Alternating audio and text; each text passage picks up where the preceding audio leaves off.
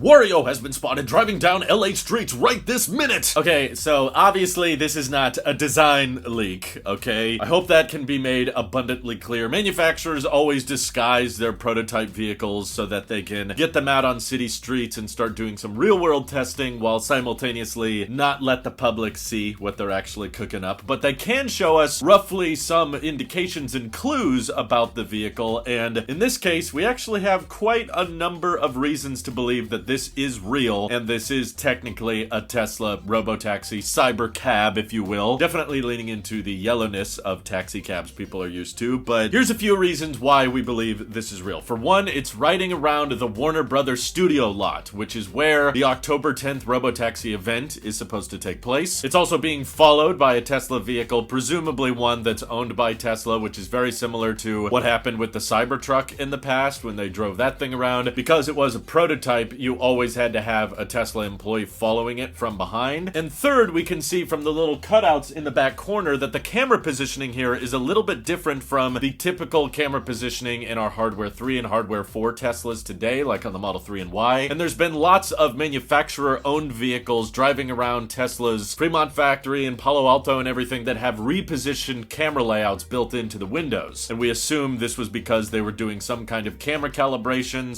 / trying to get real-world data on these new camera locations, because obviously the robotaxi is looking like it's most likely smaller than what Tesla already has on the road today. So because of the camera positioning lining up with what we saw earlier, we could be wrong. I've been wrong in the past, but I personally think this is Tesla making sure that FSD is performing properly around the city streets of the Unveil studio, likely because they definitely want to do some autonomous rides in the robotaxi at this event. I don't know, especially after seeing a lot of the different videos people are posting of the driverless Waymo rides. I hate to say it, Tesla, as impressive as your software stack is, and I understand it's a completely different approach to solving self-driving, yeah, it's something about having a person in the driver's seat with their hands by the wheel is just not as impressive anymore. It's been years and years of promise and, oh, well, someday soon we'll eventually get rid of the driver, but now just like anybody can hail a Waymo in San Francisco, and they're sitting in the back seat and there's literally no one in the front, and that just feels way cooler and more futuristic. So my hope is Tesla is trying to at least have some really epic demos at this event, and perhaps even have some robotaxis with no steering wheels on the inside that are driving around the Warner Brothers studio lot. Again, not a very complicated route, probably won't last more than like 5 minutes, but still, it would get journalists and influencers and content creators excited to kind of see that Tesla's vision might actually formulate to a certain capacity. And you get in this car and there's just no steering wheel. So that's why I think it would make sense for Tesla to have some kind of prototypes driving around the area, and the timeline makes sense. We're less than a month away from the official unveil. But looking at the vehicle itself, you can tell that it's definitely a two-door. There's no doors much past this little cutout on the side. Maybe there's a second row that's just a little bit of a squeeze, kind of like how you can technically fit 4 people in a Mustang. Like legally, yes, but very uncomfortably. I'm wondering if, because Tesla knows 95% of rides on the road today have less than 2 people in them, they're just like, let's focus on having 2 seats up front, or heck, maybe even a bench seat. You could fit 3 people up front. There was even some evidence of that in some of the behind-the-scenes pictures in the Walter Isaacson book. And then you could squeeze maybe 2 little small seats in the back for those pinches where you just happen to need 1 extra seat or 2 extra seats, but hopefully not for a very long ride. But yeah, it's obviously super boxy on the back because Tesla, of course, doesn't want to give away the design, but my interpretation of this most recent prototype is they're adding a lot of padding to the vehicle to make it look bigger and boxier and fuller than it really is, because it actually is going to be slimmed down and very cyber-esque, if you will. We've seen some like teaser images in the past that would kind of align with Tesla having a very, very low hood on the front, and the positioning of the headlights and how close they are to the front wheels is a good indication that this will be a very low to the ground vehicle, which gets me excited because I'm a big fan of efficiency. So seeing a vehicle that could have a very low frontal area while still having a very aerodynamic shape, thanks to other Tesla fans kind of putting on this red framework of how the shape of the vehicle might be. And to simplify manufacturing a lot, I'm actually hoping that they find a way to cover the entire roof with just 2 panes of glass. Like right now, both on the 3Y and maybe even the S, you have to have a windshield, and then you have roof glass, and then you have back glass. Same thing on my car, but I'm hoping that with this one being small enough, and because it's all camera focused, you don't have to have glass going all the way to the back, because looking out the rear isn't going to be that necessary anymore. And that's another little detail people have brought up. There's no side view mirror mirrors on this vehicle, which is another good indication that, of course, it's a robotaxi prototype because robotaxis don't need mirrors. So you could taper it off the back with a fancy looking light bar, and this could just be storage back here. No need to worry about expensive glass, and then you just have a roof glass pane and a windshield, and you're done. And based on a lot of the padding I'm seeing in these images, I wouldn't even be surprised if, similar to some of the mock-ups in the Walter Isaacson biography, the doors might actually go upwards in this vehicle instead of outwards like a traditional vehicle because it's more rounded. Aptera has explained in some of my earlier videos exactly why the doors go up. It has to do with the more rounded chassis design, and it can help with efficiency in a lot of ways. But I also think if you're trying to make the vehicle more autonomous, having doors that can open by themselves and just be spring-loaded, that's actually a lot easier to do when they have to go up instead of side to side. But I have to say, one of the weirdest things about this image that perplexes me, and I still can't really figure out what the thought process is, but it seems pretty obvious that the rear wheels are larger than the front wheels. And quite a bit, considering this photo was taken from a fair distance, and there's a very large difference in the sizes, which, in my opinion, that would just complicate maintenance. Like, now you can't rotate the tires in a traditional way because you have to have a separate set of tires for the back versus the front. And you can look it up. I mean, the main reason people have bigger wheels on the back of the car is usually for performance reasons and better handling. But a robotaxi, I don't think would be interested in having great performance or 0 to 60 times at all. In fact, with a robotaxi not having a steering wheel and pedals, I feel like you'd want it actually to be as slow and boring as a driver as possible because there's no driver for you to interact with, so you just want to be safe at all times. The only other possible reason I could maybe see why they would want bigger wheels on the back, because I was just looking up why else would a car have this, is that it technically lets you position the axle between the wheels a bit higher. So maybe I was thinking for aerodynamic reasons, maybe they want to taper off the back more than this mock-up, which is obviously disguised and has a bunch of padding on it. Maybe it tapers off the back more than this red framework is alluding to, and they can taper off the back of the vehicle for better aero a little bit more if the axle's higher, but even I'm doubting my own theory at this point. It doesn't really make a lot of sense, but it definitely, in my opinion, has like Tesla design language, and I'm really hoping that even though they may showcase some really impressive robotaxi demos at the unveil next month, that they on the same assembly line also offer a version that's of course steer-by-wire, because robotaxis have to be with no steering wheel, but just if it's gonna be all Ethernet and digitally connected anyway, it should be relatively simple to just, oh yeah, look, we added a steering wheel and a couple pedals, we called it a day, let's just sell this to individuals if there's not enough jurisdictions where robotaxis are legal yet, and boom, now you could have a $25,000 Tesla, and after federal tax credit, we're talking sub $20,000, assuming the tax credit sticks around.